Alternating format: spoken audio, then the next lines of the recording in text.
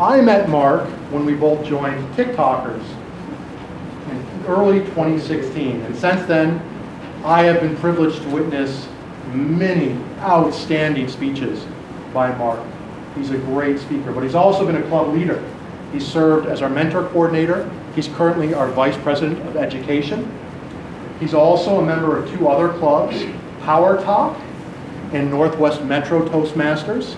And he is a club sponsor for one of District 6's newest clubs, Crystal Clear Communicators in Crystal, Minnesota. Professionally, Mark is the owner of MAS Office Cleaners. Prior to founding that, he worked for 25 years as a professional fundraiser for the Boy Scouts of America and for Dunwoody.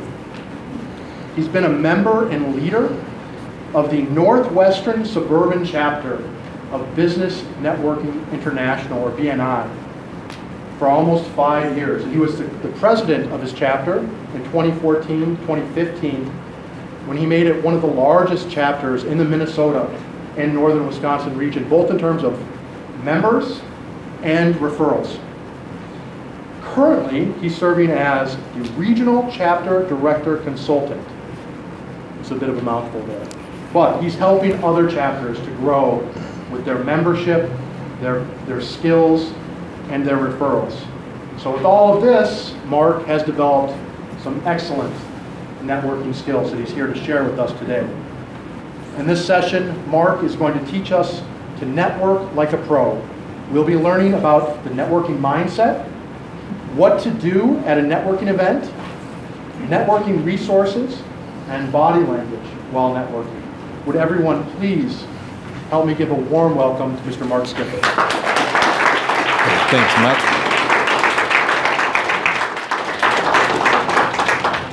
All right, we just want to make sure first that you're in the right room, because this is a room for introverts. Any introverts in here? All right, we're in the right place because I'm an introvert as well. So whenever I hear the word networking, I know certain images come to my mind. We're going to start off with this workshop right now. I want you to turn to the person next to you. And for the next minute, I want you to share with one another what comes to mind. How do you feel when you hear the word networking? Go.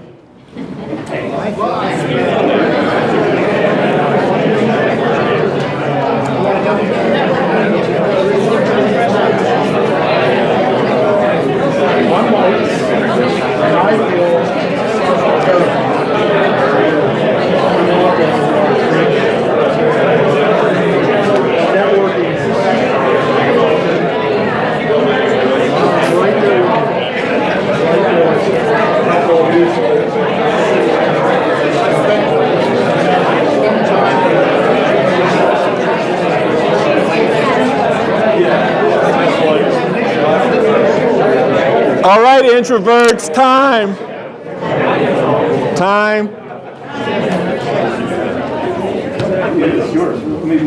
First of all, I want to say, I don't believe that all of you in here are introverts.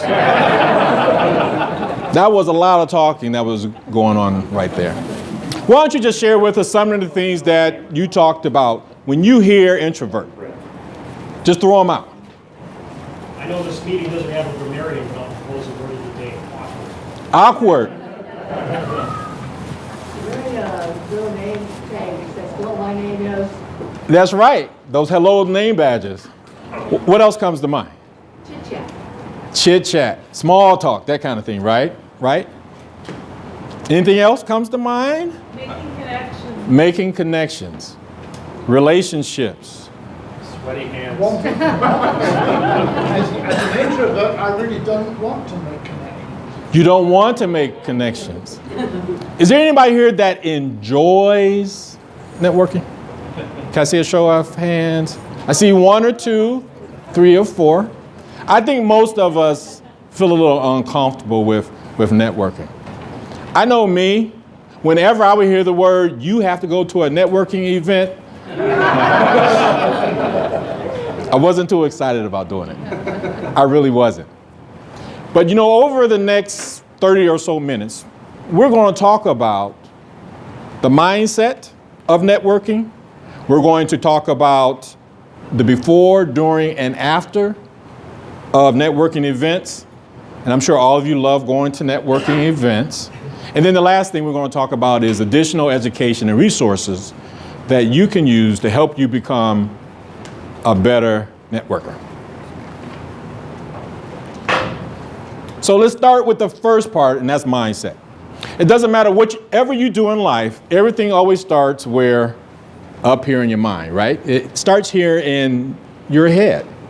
So the first thing we need to think about is what mindset should we have? We've heard things like the glass is half empty or half full. Do unto others as you would have them to do unto you. Givers gain. Those are all mindsets. Networking is not what's in it for me. It's about what I can do for the other person. So then if we can get to that point that we understand that we are here to help someone else, it kind of takes some of the pressure off when we think of networking. You probably all have heard of Zig Ziglar. I think that Zig Ziglar really sums up what helps you to be successful in life and what really helps you to be successful in networking. You can have everything in life you want if you're willing to help enough people get what they want. So that's what I want you to think about as we go through today's workshop. And that's one of the main things I want you to take away today. It's all about helping other people.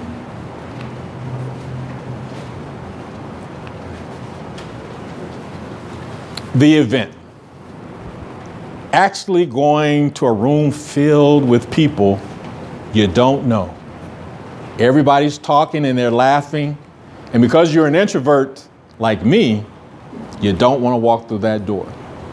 So we're going to talk about first, what do we do before we go there that is going to make it easier for us to be successful once we walk through the door. Let me see by a show of hands, as when you were kids, did you ever go on a trip? Did your mom and dad put you in the station wagon and then you go off and visit someplace? Let me see a show of hands. All right, so most of the room. And even for those that may not have done that as a kid, you probably have done that as an adult. Before you would even get in the car and move forward, there were some things you had to do, right? What are some of the things you do before you go on a trip? Go to the bathroom. That's always that's a good thing for everybody else in the car as well. What other things do you do to prepare for? Gas in the car. You put gas in the car? You pack your bags. Even in the old days, we'll pull out a map, right? And figure out our route. So the point is, before you go on a trip, you have to have a plan. And one of the things that I've found that if you have a plan, it raises your confidence level. If you know what you want to do. So that's no different for networking. You have to have a plan. So what kinds of things would you include in your plan for your networking event you're about to go to? One of your goals for that meeting might be, before I leave here today, I want to meet 5 people. Or your plan might be, I am going to stay here for 2 hours. Or you might be more specific. You might have the type of job where you're looking for types of people like insurance agents or accountants. I'm going to make sure that I go in and I meet at least 5 accountants. So the whole point is walk in there being planful so that when you walk through that door and you see all these people, your heart starts to beating real fast and you don't do like I did many a times, just turn around and walk back out. You have to have a plan.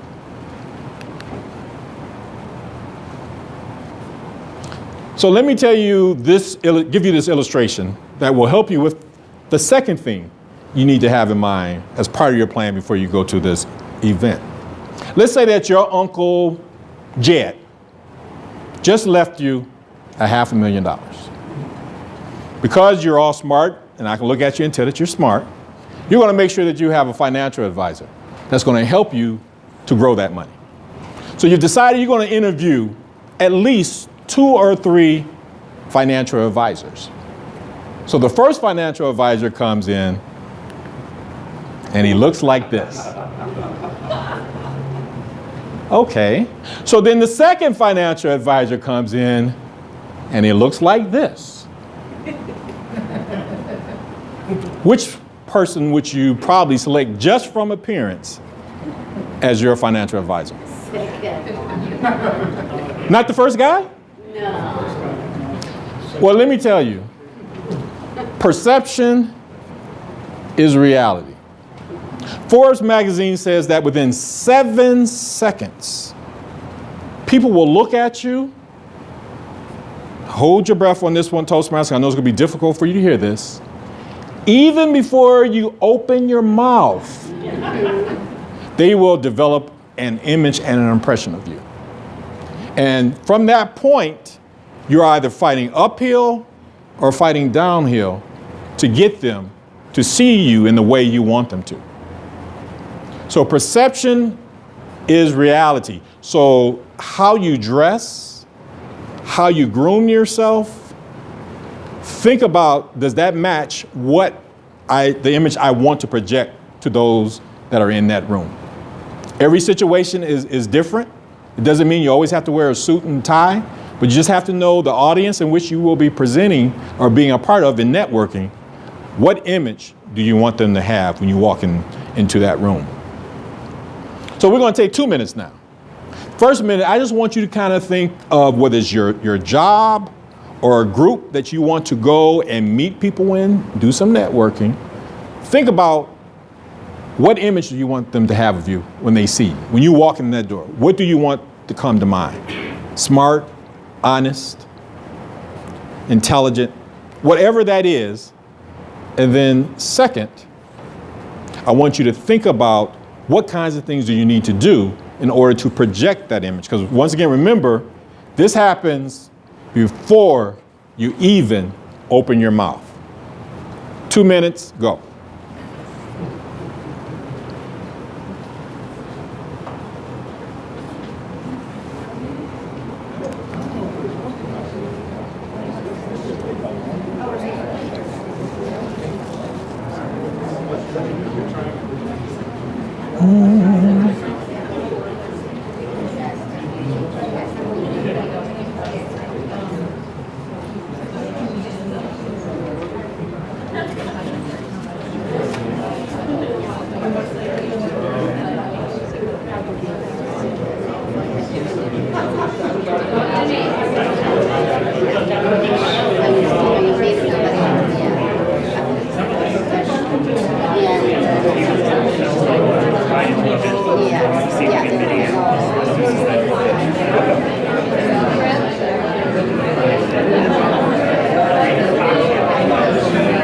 All right, time.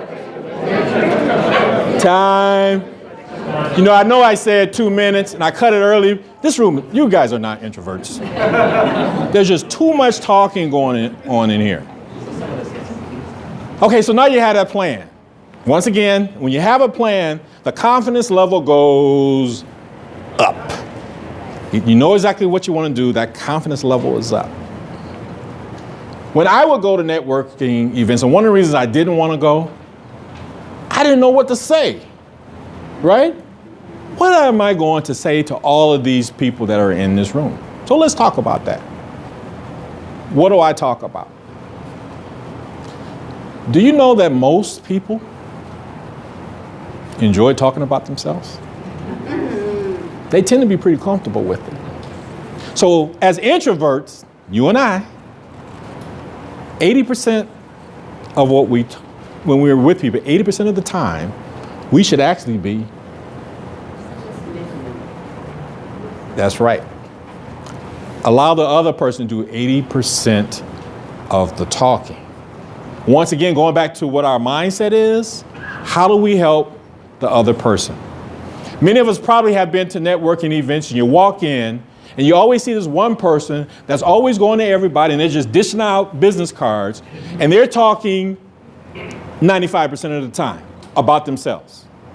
That's not the mindset that we have. We want to help the individuals that we come in contact, believing in time it's going to come back to us. So what do I say?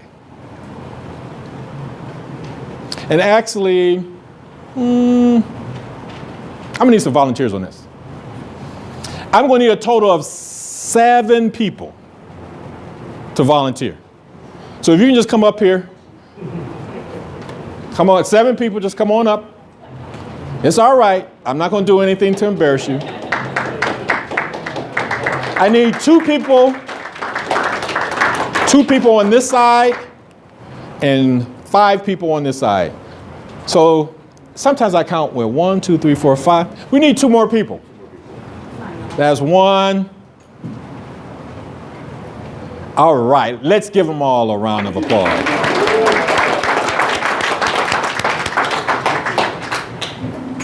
have a secret after that. I'm actually an extrovert. I think a lot of them have that same secret that's in here. Okay, so you're standing at the door. A room filled with people just like this. Everybody's standing, talking. The first decision you have to make is, where am I going to go, which group, to participate in their conversation. So you 2, I want you to stand like you're side by side. If you'll come right around here, Monty. Look at each other and just talk. Just talk. What's up? You 5, I want you to stand in a circle. Get close together in a circle and talk. Okay. So this group over here, okay, you all can just stop talking just for a minute. You so-called introverts, stop talking. So this right here, when I walk in, you can kind of think of them as being, it doesn't matter male, female, but they're in a lovebird grouping. Anybody want to take a guess why I call it a lovebird grouping? Huh? Yep. Yep. Yep. I'm not going to embarrass you yet. So this group right here, it appears that they're in an intense conversation, right? They're just talking to one another. Their eyes are like this. That probably is not a conversation you should try to butt into. So as the introvert going to a networking event, I would bypass any groups that look like lovebirds. Okay, this group over here. I would call this group the huddle. It's like they're huddling playing football.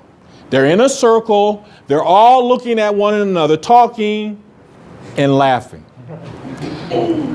That's always scary when you see a group like that, because it looks almost like it's a full contact sport, right? You need to put on your helmet, get back in a circle, and you feel like you're trying to break in there, but you can't get in there, right? Do not go and try to break into that group. Now, here is groups that you should be in. That would be easier as an introvert to go and become a part of their conversation. So I want the 2 of you, kind of like a V. I want you to make a V. Now let's talk and start having a conversation. This group, they have already formed. What I was going to have them to do is to have an open circle and have a conversation. Why are these 2 groups better to try to go and talk to as opposed to the lovebirds or the huddle? Okay. Body language. Bobby. All right, extrovert. Have an opening space for you to join. Opening space for you to go. It's more inviting, isn't it?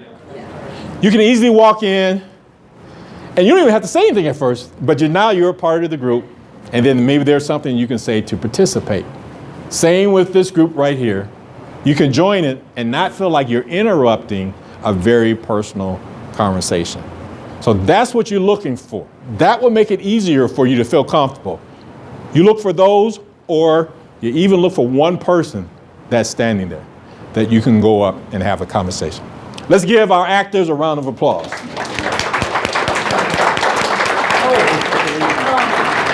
Maybe we like the stage.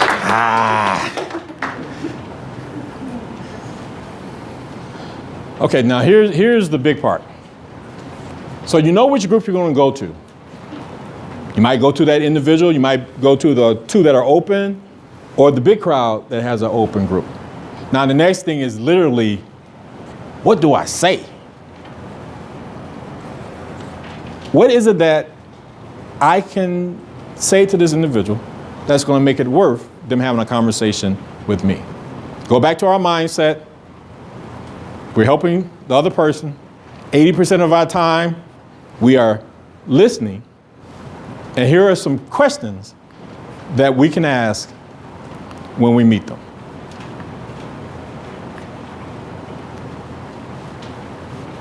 What do you like about what you do? 2, you mentioned that you were in whatever industry. What got you started in that direction? 3, where else do you usually network? And 4, what are some of your biggest challenges? Now notice that none of the questions were simple yes or no questions. Going back to the whole thought, most of us feel comfortable talking about ourselves. So these questions give that other person that opportunity to talk about themselves. That also gives you the opportunity to listen and see how you might be able to help them. For instance, a person is talking about that he works for a realtor, and they go out, of course, and they buy and sell homes. One of the things as a realtor, which is a great referral partner for us, are mortgage people.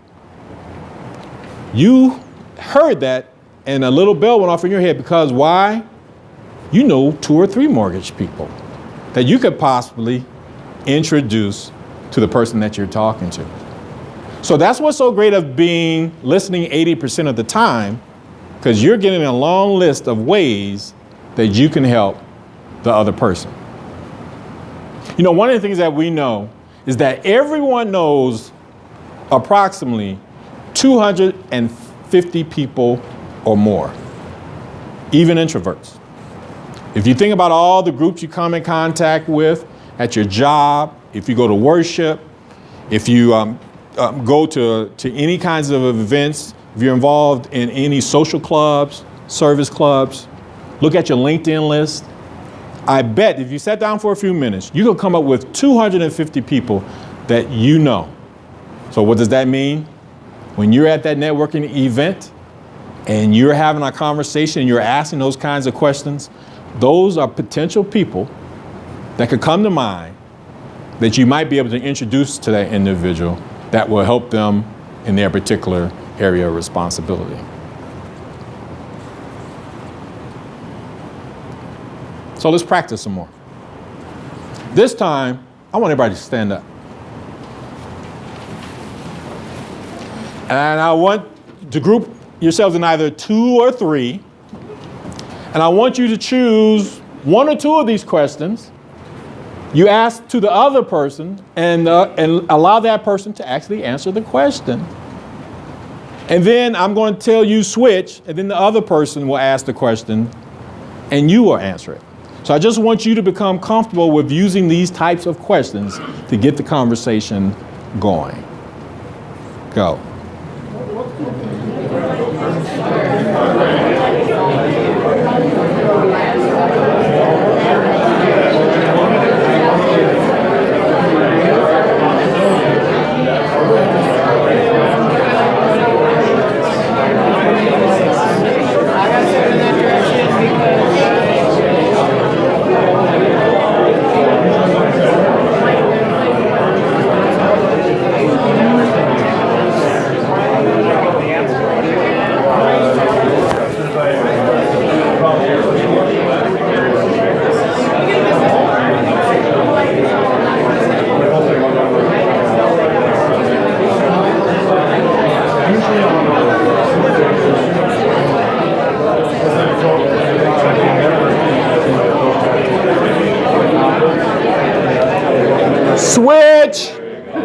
much.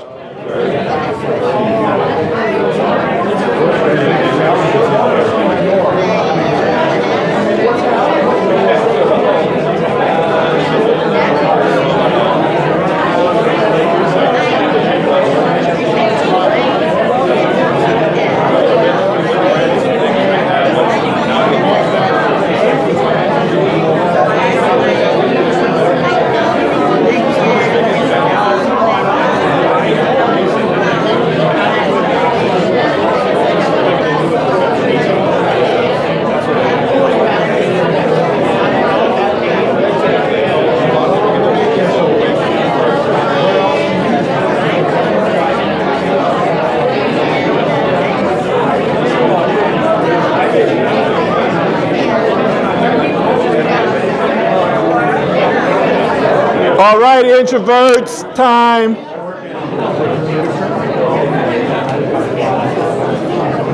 You can sit back down.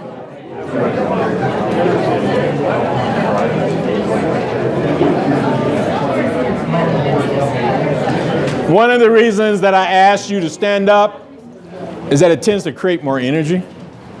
So when you go to these kinds of events, stand up, move around. Don't find a chair to sit down, because if you do that, chances are there won't be too many people that will engage in conversation with you. So always stand up. So those are not the only questions you can ask, but the whole point is you find probing questions that people can think about and give you an answer about, whether it's their job or a particular hobby, whatever type of networking event that you're at, that they have an opportunity to really talk and engage about that particular subject. So that's what you do when you're there. Once again, you've developed your plan. You said, I'm going to talk to at least 5 people while I'm there. I've talked to the 5 people. Now the question is, what do I do afterwards? Yes, ma'am. Mark, before you get to afterwards, how do you leave a conversation?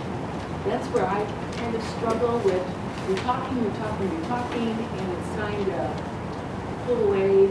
Okay, let's do this. Hold that question. Okay. We're going to have question and answer in a few moments, but that's an very excellent question. So what do you do afterwards? You've decided as you were meeting the people who you actually want to get in contact with to develop that relationship with. So the first thing, of course, is you have to do follow-up. And we hear that with everything that you do. You have to do follow-up. So it wasn't a matter of you just went to an event, said hello, smile, hand out a business card, and you never talked to them again.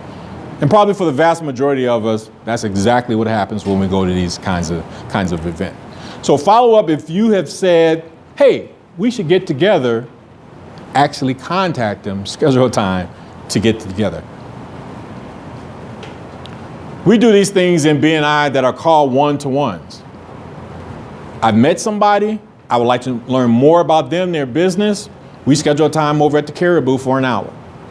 About 30 minutes, they talk about themselves, their business.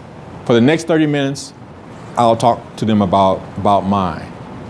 So if you met people during that event, actually follow up and then schedule a time for you to engage with them.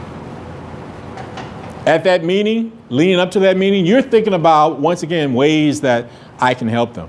Think about the conversations that you had at the event. Think about the open-ended questions that you asked them. That's where you can pick up some good information to let you know, maybe here's some ways that I can help them. And you can share that with them when you go and you get together at that Caribou to talk a little bit more. It's also a good idea to do some research if you can. And when I say do some research, LinkedIn, just Google their name. You know what business they're with. Research the company so that when you go in to meet with them, you know a little bit about them and you figure out, oh, I didn't think about that, but after I read this about their business, here's another person that I've met that might be will be a good person for them to meet. Schedule touch points. You know, you look at the next 6 months. So we've now met at the Caribou. When's the next time we're going to make contact with one another? And put that in your calendar or your planner or whatever you use. And then last, connect on LinkedIn. Does everybody know what LinkedIn is? LinkedIn is the largest online networking system that's out there right now. I would highly recommend that everyone gets on LinkedIn. Always opportunities for jobs, opportunities to connect with other people that might have services and products that could be of benefit to you. It has their bios on it, and it shows different articles they've written and what have you. So if you're not on LinkedIn, I would highly recommend that you consider LinkedIn. Now let's talk about, so we've done what you do before. We said the planning, thinking about how you want to be perceived, making sure you have the right mindset. The during, which groups do I go and start having my conversations with? What do I do afterwards? Meet with them, follow up. So now you've done all of that. Now your question might be, this is just a quick 30-minute presentation. So what do I do as far as learning more about networking? No one was born already understanding and knowing how to network. So here are a couple of resources for you.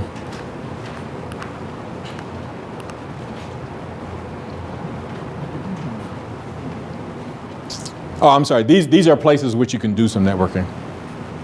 If you're part of any kind of organizations like Rotary, Kiwanis, those kinds of organizations, BNIs, Biz to Biz, parent associations, neighborhood associations, great places for doing networking.